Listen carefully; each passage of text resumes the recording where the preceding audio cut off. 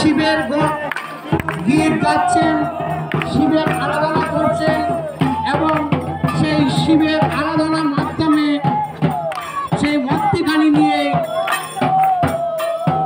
চড়ক পূজা হয় এবং সেই চড়ক পূজার আরেকটি আকর্ষণ শ্রী শ্রী হরগৌরী পূজা, যেখানে যে হরগৌরী মূর্তি একই দে গৌরী, আপনারা সেই হরগৌরীর মূর্তি দর্শন করেন মন্দিরে।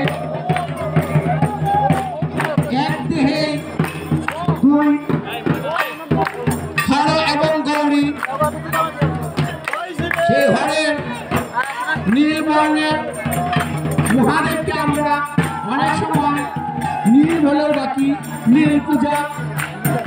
এই মহাবিষুব সংক্রান্তিতে হচ্ছে গাজন পূজা। গাজন হচ্ছে গর্জনদের এই গাজন, সেই গর্জন হচ্ছে ঢাকের গর্জন, ঢাকের বাদ্য।